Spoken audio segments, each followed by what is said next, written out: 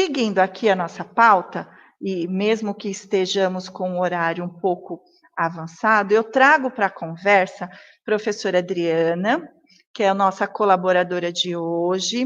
Eu já peço desculpa, Adriana, nós tivemos um imprevisto com a parte tecnológica dos recursos aqui na diretoria de ensino, então nós já começamos nossa conversa um pouquinho atrasada, né? Eu tento ser mais pontual possível, mas eu sinto que quanto mais a gente fala, mais os nossos professores e coordenadores precisam da nossa fala, então eu trago você para essa conversa e peço desculpa se eu tomei tanto tempo assim, tá bom? Adriana, eu peço que todos sejam acolhidos e recebam a Adriana com carinho para o restante dessa formação.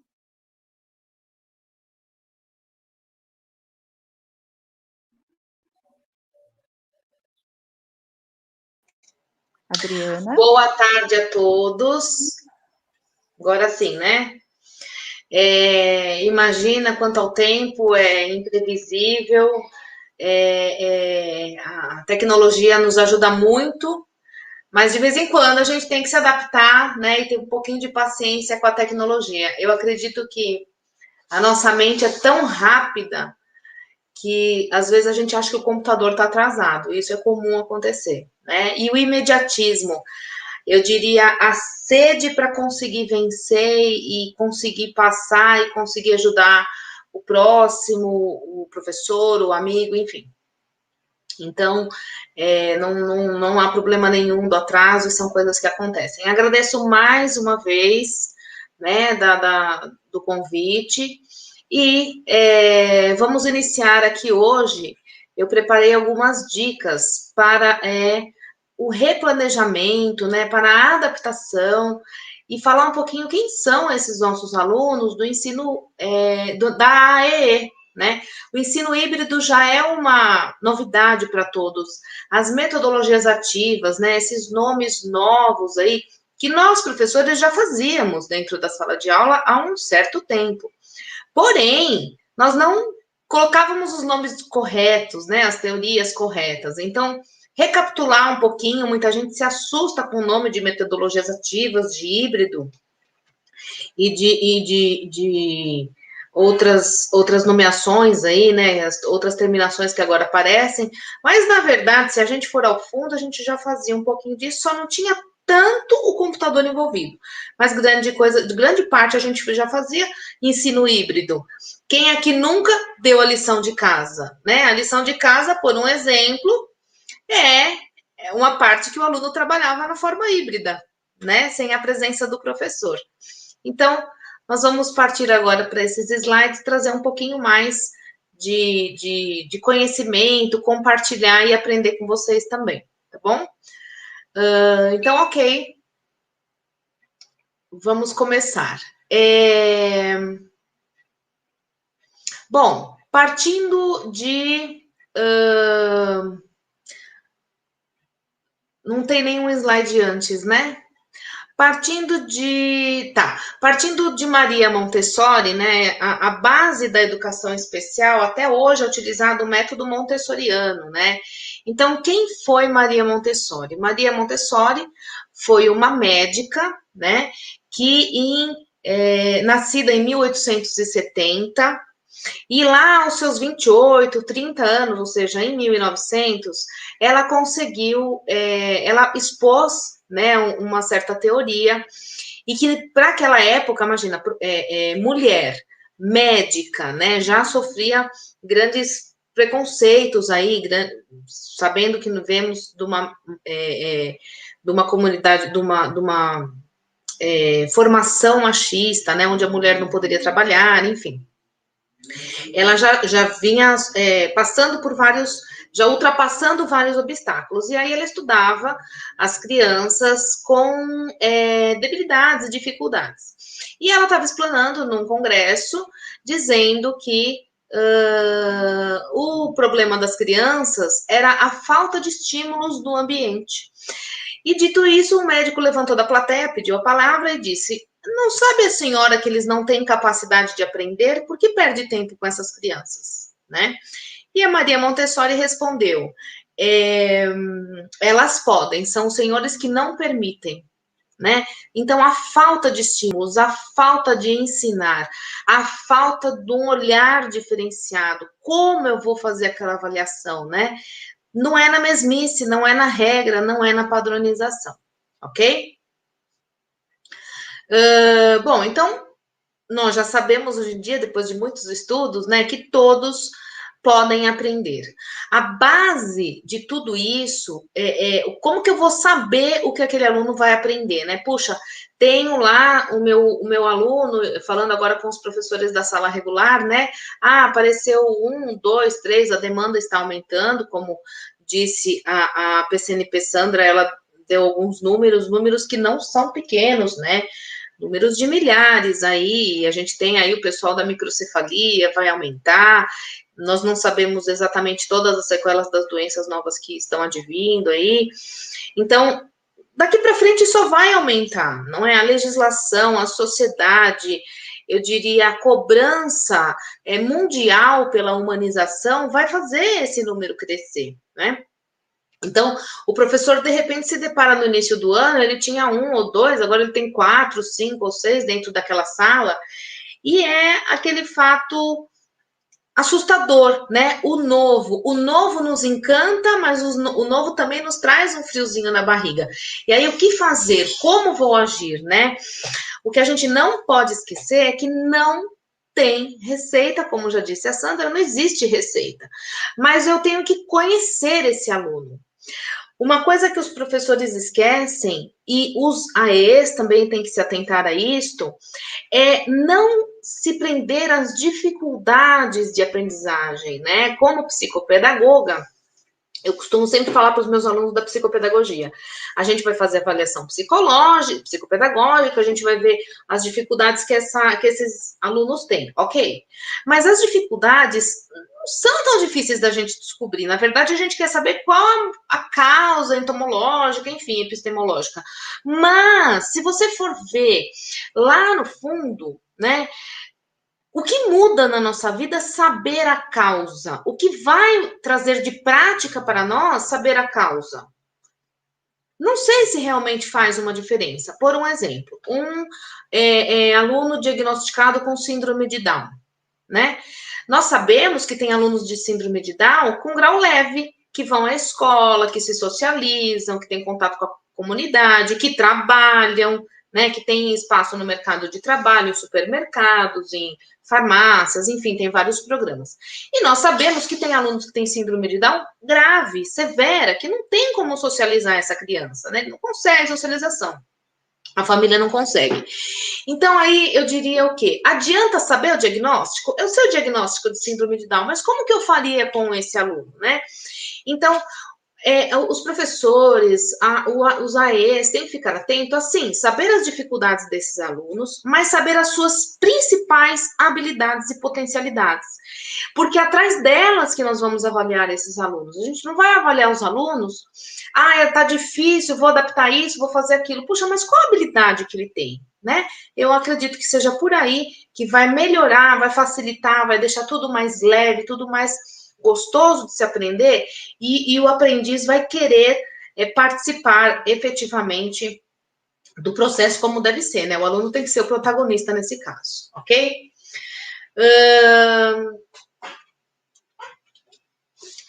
Ok. Tá.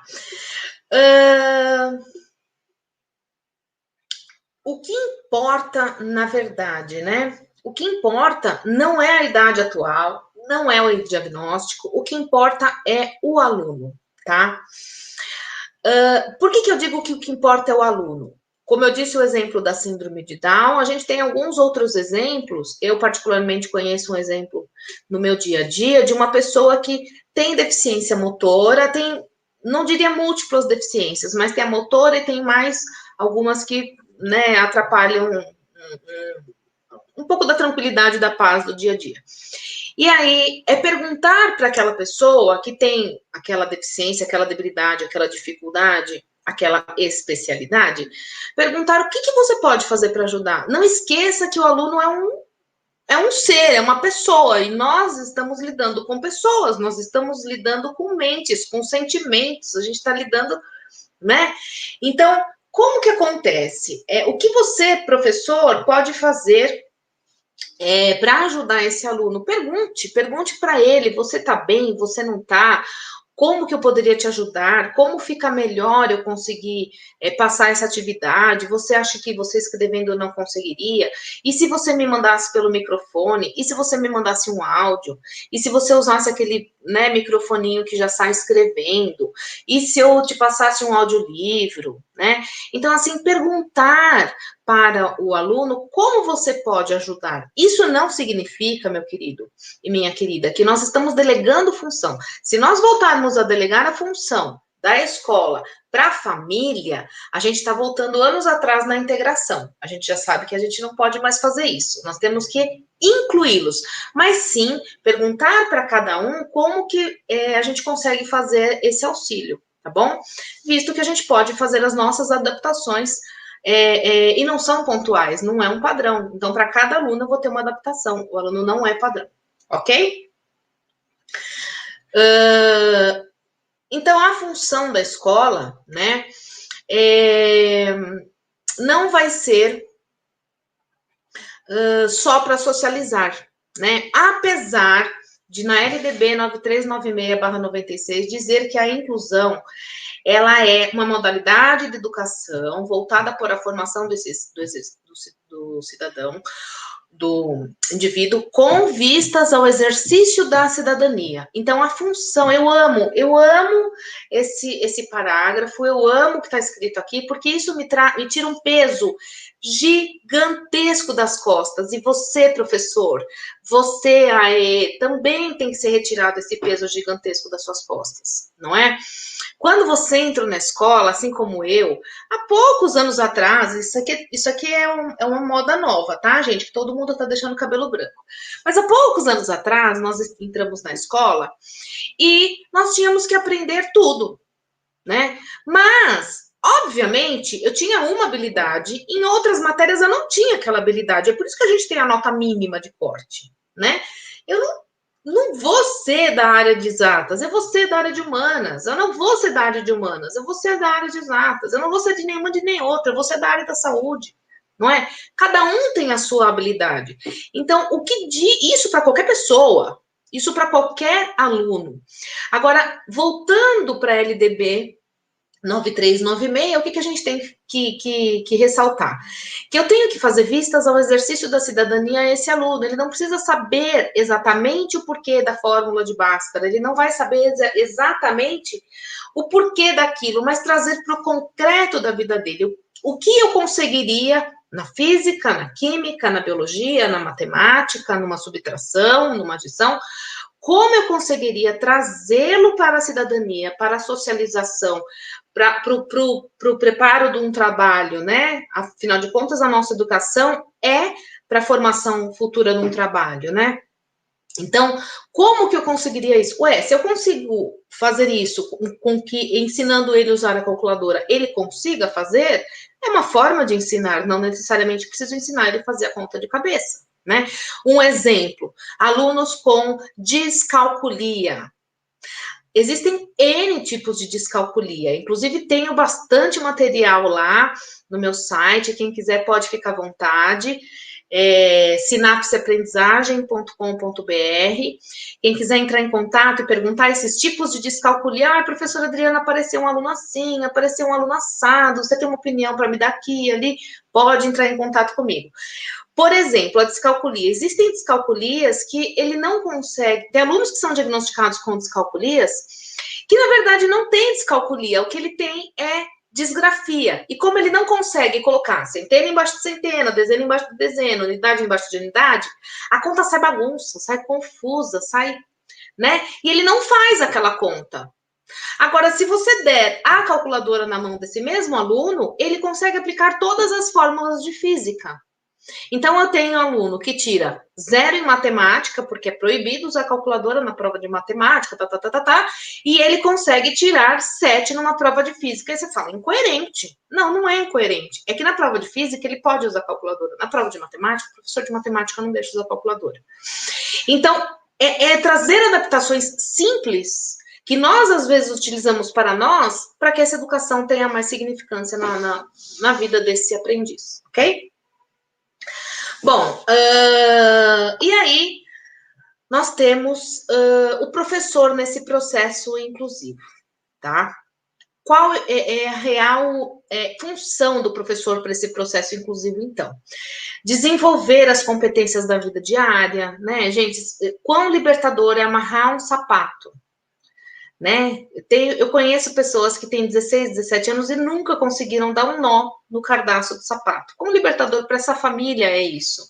Quão libertador para essa família é explorar as potencialidades, os sentidos. Aquele aluno, ele não consegue fazer essa parte, ele não consegue... Vamos trabalhar outras partes, vamos trabalhar pesquisa, né? Vou dar já as dicas do ensino híbrido. Trabalhem pesquisa, façam eles estudarem da forma que eles mais gostam, vai ficar muito mais produtivo, tá? Então, avaliar o estudante considerando o objetivo proposto, né? Obviamente. Registrar a adaptação curricular. Então, olha, teoricamente, eu deveria fazer assim, assim, assim. Vou adaptar de tal forma, né? Olha, eu trabalharia com... Vou dar um exemplo complexo. Eu trabalharia com... eu trabalharia com Einstein, né? A teoria da relatividade. Mas quem foi Einstein, né? O que Einstein faz, né? O que Einstein viveu, casou, não casou, teve conflitos. Então, eu posso pegar para o aluno que não tem essa habilidade matemática, que não vai conseguir, estudar a vida dele, né? Fazendo uma apresentação, um cartaz com a vida dele, ok? Bom, envolver pais de forma que cada família possa ver o professor, alguém que lhe ajude a pensar sobre seu filho e trocar opiniões com ele. É muito importante sabermos, todos nós, que nós temos que ter um vínculo muito grande. É inegável que o vínculo família-escola é fundamental para a aprendizagem do aluno. Isso a gente já sabe há muitos anos, a gente faz reunião de pais para isso, a gente chama os pais, enfim. Porém, nesta época de pandemia, é muito difícil no ensino remoto o aluno ficar na frente da tela e ater-se aquele momento, principalmente se ele for menor ainda, ok? E imagine os de atendimento educacional especializado. Não tem como deixar esse aluno sozinho. Nesse momento, eu vou ter que ter um mentor, né? A PCNP Sandra usou o termo cuidador, eu trocaria esse termo só para adequar um pouquinho como mentor. Por que eu falo mentor? É aquela pessoa que vai ajudá-lo na educação, não necessariamente é o cuidador que troca, que faz a higiene, né? Que cuida de todo o bem-estar na qualidade de vida desse aluno, mas é um que pode auxiliá-lo naquele momento na educação. Tem prima, tem vizinha, tem que pode falar, não, pode deixar que eu ajudo ele quando ele for entrar na aula online, onde vou clicar, o que eu vou fazer. Às vezes os pais e às vezes os cuidadores também, tá? Então, é extremamente importante ter um vínculo com essa pessoa, porque ela será os seus olhos, a sua fala, as suas mãos dentro da casa no ensino híbrido, enquanto você não estiver com esse aluno, ok? Ou mesmo quando estiver com esse aluno, ok?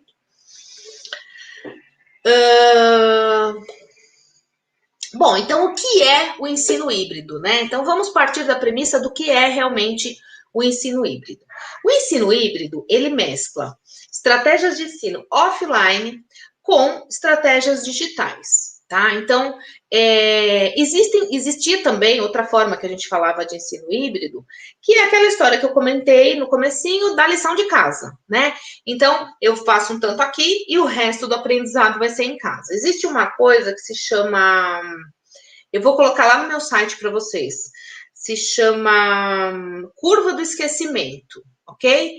A nossa memória de aprendizagem, ela trabalha, o nosso cérebro trabalha com a memória de curto prazo. Então, eu aprendo hoje, acabei de aprender uma coisa nova, e provavelmente daqui uns 10, 15 dias eu vou ter que colocar isso no papel, verbalizar de alguma forma, não sei, que eu vou ser avaliado se eu aprendi. Mas eu só realmente vai ter significado para mim se eu praticar aquilo que eu aprendi. Então, o que a gente faz? Manda exercício para casa, a criança tem que rever, né? Então, é comprovado que eu tenho um ganho de cognição daquele tema, daquele conteúdo. No dia seguinte, esse ganho já vai caindo. Se eu não quando eu faço a lição de casa, eu elevo para 100% de novo desse conhecimento que eu tive. Enquanto eu não vou fazendo, ele vai caindo. Se eu usei de novo, eu levantei esse conhecimento. Então, é aquela história do CPF na nota. Quando a gente fala CPF na nota, você fala o número do teu CPF extremamente rápido. Agora, muita gente não sabe mais nem o número do próprio telefone, porque troca chip, porque o nosso smartphone faz isso mesmo. A gente não sabe nem o telefone de uma pessoa importante se aconteceu uma coisa na rua, né, para ligar para essa pessoa. Eu não sei, estava no meu telefone. Como vou fazer para ligar para o fulano? Porque nós não estamos trabalhando com aquela informação rotineiramente, então não fica na nossa memória. Então, o aluno, o que ele aprende, vai para a memória de curto prazo. Por isso que o aluno aprende, muitas vezes faz a prova e depois, porque ele não pôs em prática aquilo que ele fez. Ele não usou mais, foi para outra matéria, foi para outra teoria. Então, precisa ficar sempre colocando, sabe, regando aquela sementinha para ele se lembrar. Enfim, o ensino híbrido, ele tem que funcionar exatamente dessa forma. Quando você é protagonista, a gente sabe que quando a gente ouve, a gente tem uma aprendizagem pequena, de 20% a 30%, mas quando você pratica, escuta uma palestra, participa, você tem 70% de aprendizado. Quando você faz, você tem 90% de aprendizado, né? Efetivamente, você está fazendo quantas vezes a gente não aprende fazendo uma aula. Isso acontece, professores, muitas vezes. Preparando a aula, você aprende e lecionando, dando aquela matéria, você se lembra e acaba fazendo conexões, e é ali que você realmente está abstraindo aquele conteúdo. Então, colocar o aluno como protagonista dessa aprendizagem, propor com que ele faça a pesquisa do tema, né? Dar um tema grande e deixar esse aluno ver o leque que ele quer, sabe, prosseguir. Não está muito solto, Adri? Não está muito solto. Se eu estou falando de plantas, eu tenho lá N coisas sobre plantas, ele vai, mas existem coisas básicas, que é a clorofila, e aí você, mediador, vai vir e ressaltar esse ponto. Você vai pegar vários trabalhos que esses alunos fizeram, e no contexto, você que vai falar o que tem em comum de todos eles, né? E aí, é uma proposta de ensino híbrido que seria parte do trabalho com o professor e parte do trabalho o professor vai orientar pesquisa, que pode voltar depois para ser discutida. É muito importante vocês saberem, quando a gente fala de educação, agora em 2021, que as crianças, vejam, existem crianças que têm dificuldades de aprendizagem, que estão no nosso atendimento educacional especializado, e têm dificuldade, inclusive, online. Existiam crianças que são muito inteligentes, que até algumas pessoas, esse aluno é superdotado. Não, ele é extremamente inteligente, né? O superdotado não é o muito inteligente, não é todo muito inteligente que é superdotado. E muitas dessas crianças que tinham um ótimo desempenho, por incrível que pareçam, surpreendam-se, senhores professores de ensino regular e AE, estou falando com todos agora, surpreendam-se que cairão nos nossos colos essas crianças, que você fala assim, mas ela estava indo tão bem, ele acessava todos os dias, ele conseguia, ele entregava boas notas, caiu, não faz mais, não consegue fazer uma conta, o que está acontecendo com essa criança? É familiar, sei lá, está doente, né? Eu tenho uma ótima notícia para contar para vocês. Estou fazendo parte de um grupo de pesquisas de reabilitação cognitiva pós-Covid. E nós temos vários casos de alunos que estavam super bem e depois que pegaram Covid, assintomático, porque criança nem sempre tem sintomas, as crianças estão ficando muito esquecidas, extremamente esquecidas. A memória de curto prazo, que é a memória que nós professores utilizamos para eles aprenderem, fica com deficiência.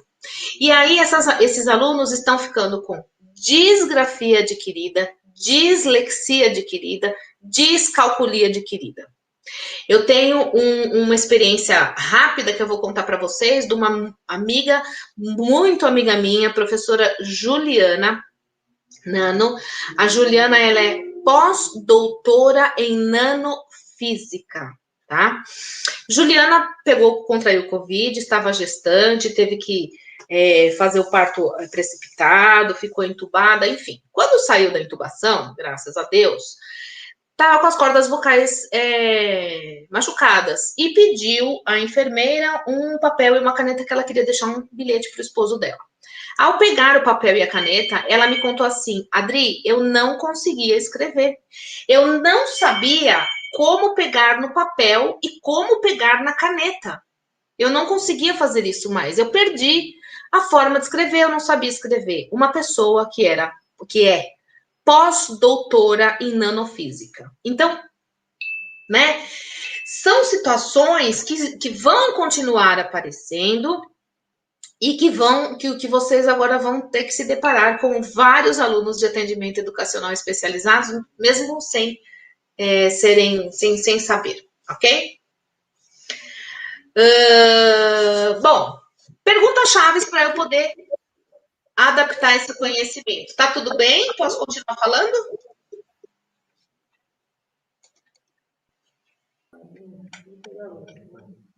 Oi, Dri. Posso continuar? Estão me ouvindo bem?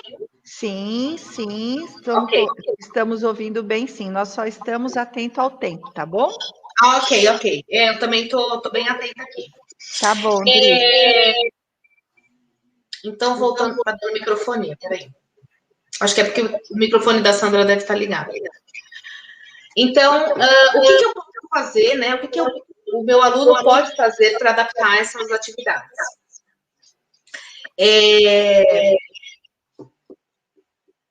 Verifica para mim, Sandra, se tem algum microfone ainda ligado. Tá dando microfonia. Tá dando eco. Não, Bom, Dri, aqui tá tudo fechado. É só o seu que tá aberto aqui, tá bom? tá. Então, o que meu aluno fazer? O que eu posso fazer com esse aluno? Primeiro, saber o que ele conhece.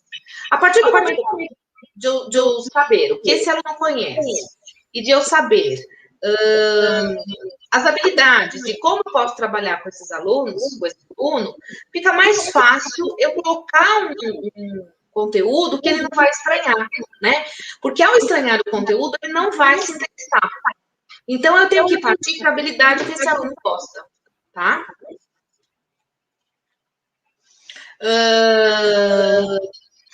Exato. Segundo, o que o meu aluno já sabe, né?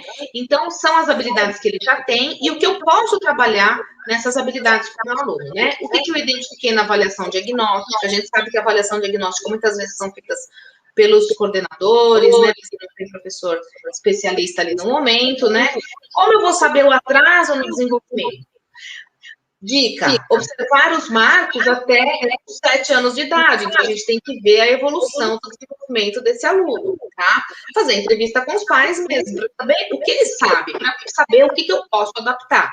O que ele sabe da fase pré-acadêmica, antes da escola, o que ele fazia, e agora na fase acadêmica, ok? Depois, deixa eu virar o slide para mim aqui. Como eu vou ensinar esse aluno, né?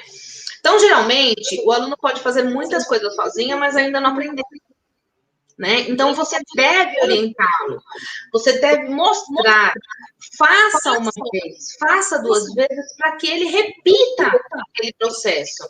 E depois, você vai ser só observador e avaliador nesse momento, ok?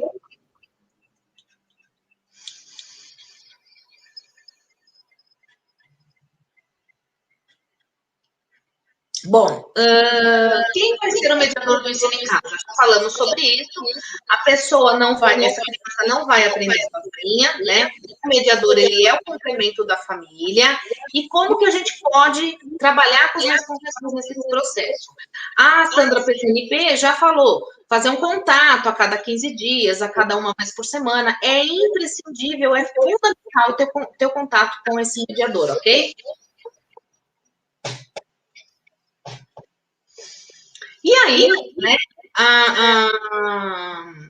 ao fazer essas atividades, o professor ele tem que ser claro com o responsável, como ele deve auxiliar esse aluno, tá? A gente chama isso de psicoeducação. O professor tem que ser claro com esse responsável, mostrando para o responsável, olha, pai, olha, você vai fazer assim, assim, e pedir para que ele faça isso.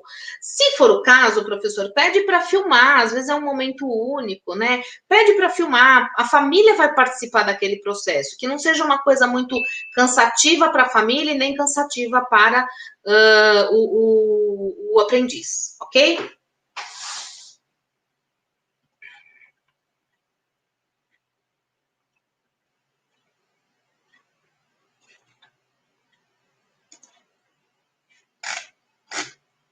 Ok?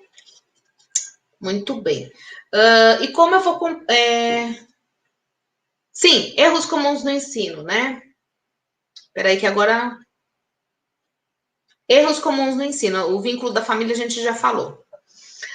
Trabalhar com alfabetização com aluno que não sabe se comunicar. Eu preciso alfabetizá-lo. Primeiro você tem que ensinar ele a se comunicar.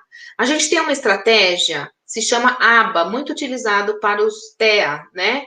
Gente, a gente pode usar isso com qualquer criança. É uma adaptação para ele conseguir se comunicar, tá? Linguagem, né? Deixar claro a comunicação, cognição, desenvolvimento motor e autocuidados, ok? Outra coisa que a gente pode utilizar, que é sempre um erro comum, né? A gente acha que o aluno tem que vir com a premissa de estar tudo pronto, é desenvolver todos os pontos antes de alfabetizar. Então, antes de alfabetizar, eu quero que o aluno já saiba falar, já saiba, né? Se a palavra não faz sentido para ele, ele não vai entender o que você está querendo dizer para ele, né? É como se eu estivesse dando um letramento antes da alfabetização, ok?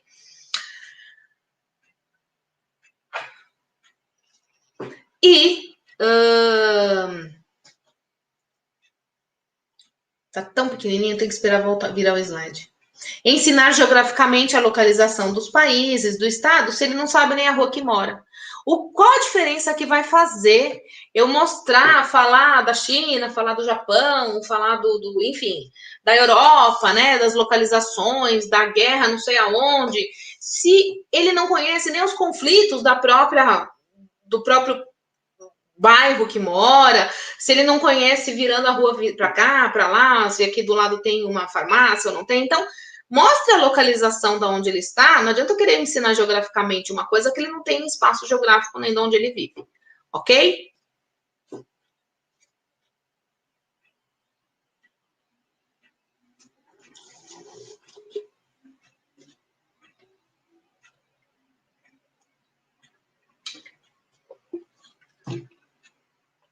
Pode colocar todos, Sandra. Pode clicar. Isso, fica mais fácil para mim. Bom, técnicas para adaptar as atividades. Então, leitura fácil, tá? Fazer com que o aluno faça essa leitura muitas vezes no som, né? O audiolivro. Entregar a atividade esperada para o desenvolvimento do aluno. Não adianta eu querer fazer uma atividade que esse aluno, com o desenvolvimento que ele tem, ou a maturidade que ele tem. Às vezes ele tem a idade para estar naquela turma, mas não tem a maturidade, né? Então eu tenho que entregar aquela atividade que eu sei que ele consegue. E outra, estamos entregando estímulos ou estou entregando obrigações? Né? Eu tenho que entregar estímulo para esse aluno, ele tem que se sentir feliz de fazer aquilo. Senão, para ele não faz sentido, ele é um aluno de educação especial, tá? Não economizar papel, gente. Precisa de papel, precisa estar grande, precisa destacar, precisa ter marca-texto, as palavras-chave têm que estar em destaque e as perguntas têm que ser extremamente objetivas. Ok? Agora a gente vai ver 2 slides que eu vou mostrar para vocês uma forma prática de se trabalhar fazendo esse tipo de avaliação. Bom, com minimalismo, repetição, proximidade, alinhamento em caixa alta, ajuda visual e reorganizando essas técnicas todas, ok? Muito bem. Aí a gente tem Vou deixar essa tela grande? Ótimo. E aí a gente vai conseguir enxergar um pouquinho melhor. A atividade da esquerda é uma atividade de língua portuguesa tradicional que nós costumamos fazer com alunos regulares. Tá ali. A atividade da direita é a mesma atividade, porém, destacar os termos necessários e as perguntas objetivas. As perguntas apenas para colocar uma palavra, ok? Então, a mesma atividade eu consigo trabalhar de duas formas. Ok? Aqui eu tenho a mesma atividade apenas com complete. Então, eu tenho a atividade anterior que eu tinha aquele texto, e aqui eu dou as palavras corretas para que ele escolha entre uma ou outra que caberia naquela lacuna, tá? Então, facilite a pergunta desse aluno. Aluno especial exige temporalidade, não queira que ele seja rápido, ele tem o tempo dele para fazer, né? Ele precisa estar bem para fazer aquilo, né? Mas você não tem tempo. Então, aí fica difícil. O que a gente faz? Facilita o trabalho de todos, né? Não adianta você querer que ele faça uma cognição e vire um expert, faça uma interpretação profunda, se ele tem que saber o necessário, o vocabulário básico, tá? Seja mais objetivo, ok? Agora vem uma outra proposta de avaliação também, mesma coisa, que eu dou duas palavrinhas e aí ele vai preencher nas lacunas, ok? Porém, eu tenho aí as figurinhas do lado para ajudá-lo. Bom, mostrar exatamente como se faz. Faz um vídeo, manda para o pai, faz um vídeo, mostra para o aluno, faz um vídeo pulando, que você tem que pular o amarelinha, faz o vídeo, mostre você. Professor, desculpe, se o senhor não conseguir fazer, como que o professor do AE vai adaptar? O vínculo entre professor de sala de aula regular e AE tem que ser gigantesco. E eu digo mais, muito mais. Tudo que a gente conseguir adaptar para aluno AE e passar também para a sala de aula comum e regular, vai trazer benefício a todos. Eu vou dar um exemplo que todos aqui com certeza já passaram por essa situação. Sabe quando você estava lá na faculdade, quando você está num curso, quando você está no HTPC ou qualquer coisa assim do tipo, e aí você tem uma pergunta besta para fazer, fala assim, não é possível, se eu perguntar isso, vão falar, como que você não sabe isso? Aí surge alguém bem inteligente, né? Ou então surge aquela pessoa corajosa, levanta a mão e fala assim, eu não entendi, assim, assim, assim, assim, assim, você pode repetir? É aquela coisa tão básica. E aí, a metade do povo que está na reunião, ou na aula, ou seja lá o que for, fala assim, graças a Deus, alguém perguntou, vai ficar mais claro para todo mundo. Quem nunca passou por essa situação? Todos nós já passamos por essa situação. Então, quando você recapitula alguma coisa que parece muito básica para todos, vai ajudar todos os outros que têm também dificuldades bobas, ok? Saia do padrão. Seu aluno não é padrão. Olha que interessante, meus amores. Eu coloquei essa saia do padrão, seu aluno não é padrão. O pensamento, né, foi tão junto, o pensamento foi tão entrosado. Nós estamos preparando essa ação aqui já há 2 meses, né, com a PCNP Sandra e com a equipe, enfim, mas o tema e os slides e tudo isso que vocês estão tendo hoje, a gente está preparando já há um certo tempo, e foi tão entrosado que o vídeo de motivação não foi sugerido por mim, nem nada disso, a Sandra fez, e depois eu tinha feito a minha parte, e nós juntamos. Quando nós juntamos as duas partes da apresentação, casou, porque todos têm a mesma intenção. Saia do padrão. Seu aluno não é padrão, você não é padrão. Cada um levanta um dia da forma que está, ok? Eu vou terminando por aqui minha fala. Deixo alguns slides que vocês têm aí para disposição. Esse material todo dos meus slides eu vou disponibilizar para vocês. Eu tenho algumas dicas aí que vocês podem ver de atividades práticas para fazer em sala de aula, mas grande parte do que eu falei, eu estou eu já disse antes, de antemão, ok? Nas aulas. Uma sugestão só que eu posso dar, falei do debate, falei de tudo mais, mas uma sugestão que eu gosto muito de dar e mostra como trazer essa prática para dentro da sala de aula é faça o seu aluno protagonista nesse momento.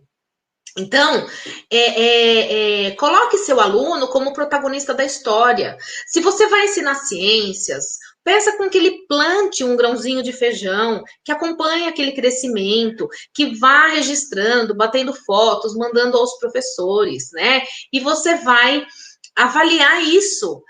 Peça um debate, vários vão discutir temas fora da sala de aula, você vai propor um tema no ensino híbrido, você propõe um tema, esses alunos vão estudar pelo YouTube, vão estudar por livros, vão estudar por lives, enfim. E no dia deste acompanhamento, desse debate, separe os grupos a favor ou contra aquele tema, e o seu aluno de inclusão vai estar lá e vai ter opinião também para colocar. Esse aluno está dentro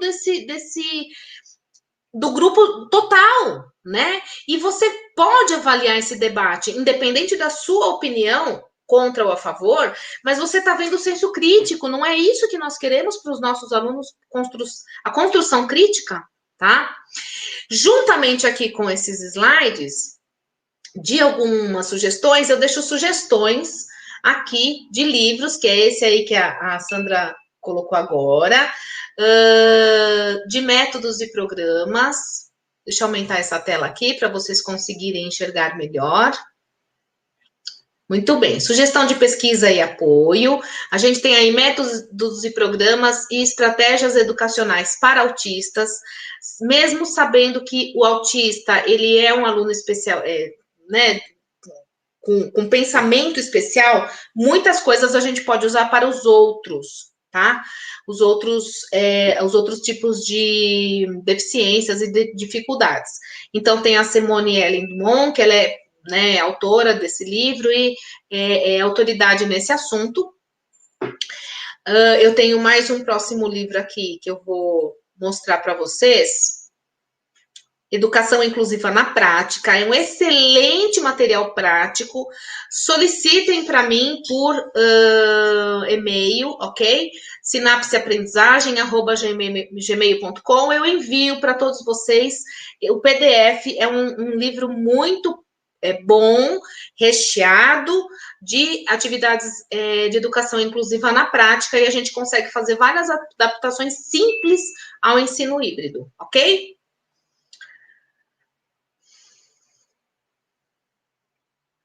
Eu tenho também a última sugestão,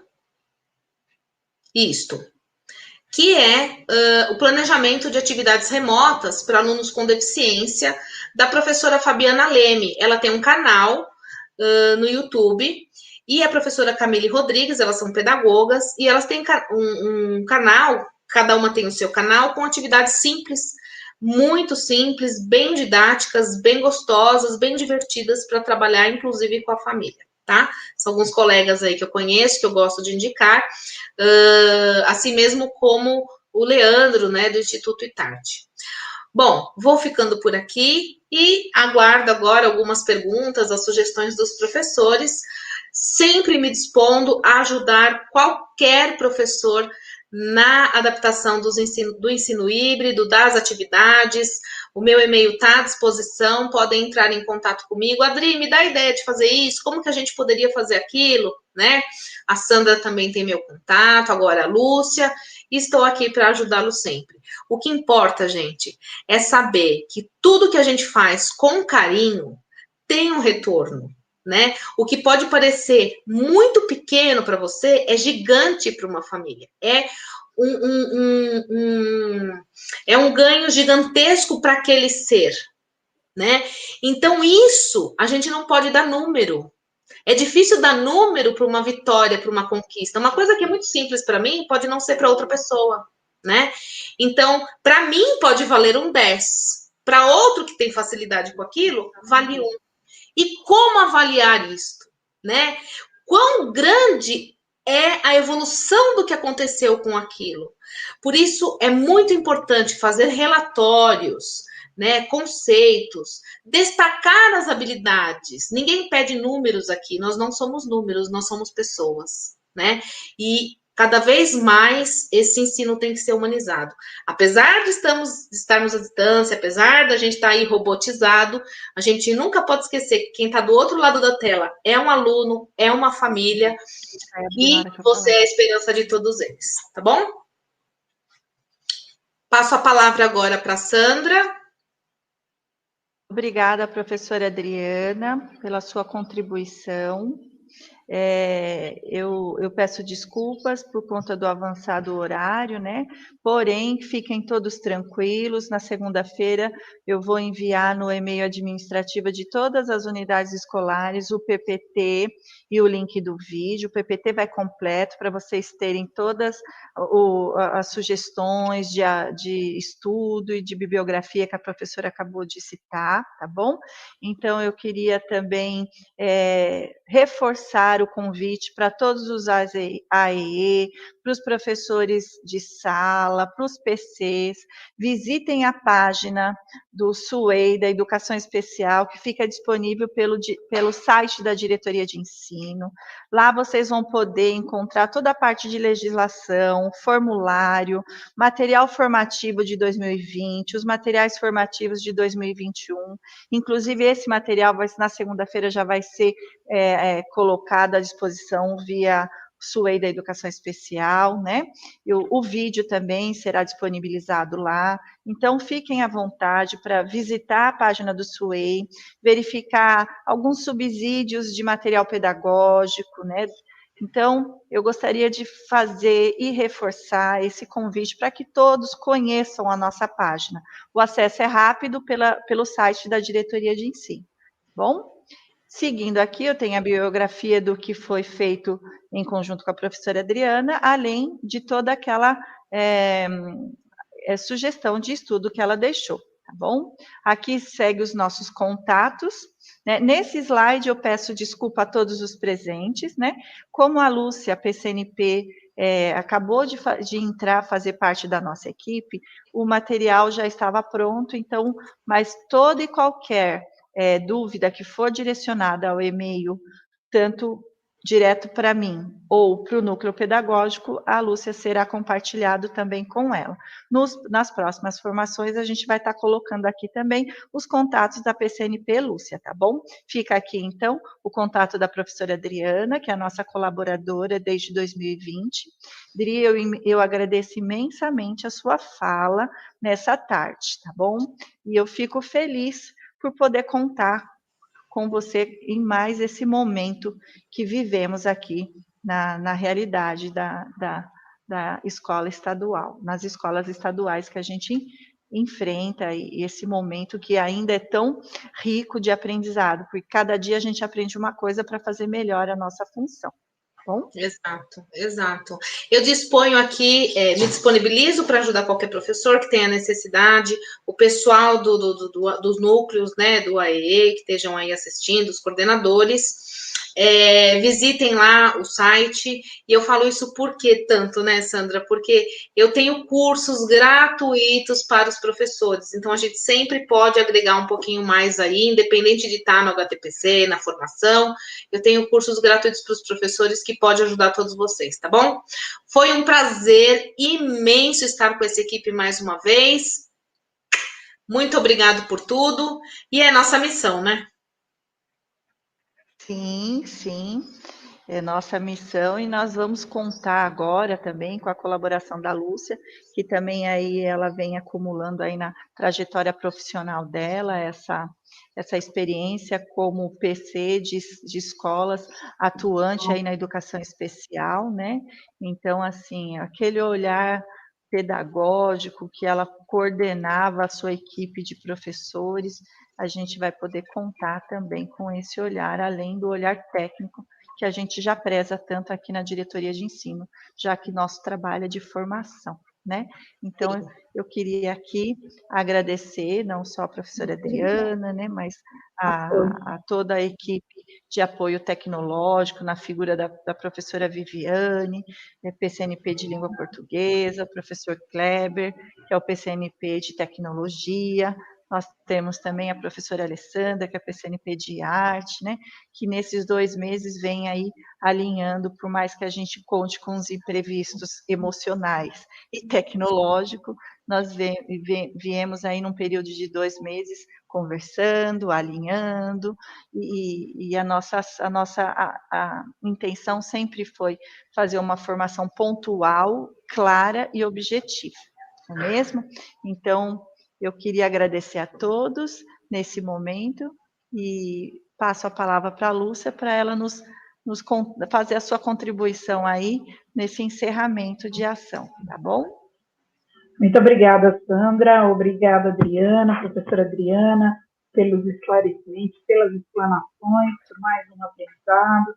É um tema realmente, como a Sandra colocou, esse cenário do ensino híbrido é uma situação aí que nós precisamos nos aprofundar nesse tema, para que a gente possa auxiliar os professores, os nossos professores coordenadores, que chegue até o nosso aluno mesmo, desse segmento da educação especial, que carece tanto de tanto acompanhamento. Mas nós aí estaremos juntos nas próximas formações. Muito obrigada a todos. Um abraço, professores, coordenadores, e nos colocamos mais uma vez aqui à disposição de vocês. Abraço, Sandra, uma boa tarde, Adriana, e muito obrigada aí pela equipe. Adriana, mais uma vez, só agradecer o carinho que você acolhe toda a equipe, toda vez que nós toda vez que a gente procura você para nos auxiliar nessas formações. Então, agradeço pessoalmente e agradeço em nome do Núcleo Pedagógico. Eu espero que todos tenham gostado e que o próximo encontro, que já está previsto para setembro, a gente possa ter ações pontuais e com colaboração de outros profissionais, e que a Adriana possa também fazer sua fala conosco, tá bom? Tá Fiquem bom, todos muito com obrigada. Deus. Um grande abraço. Sempre. Um abraço. Beijo. Tchau.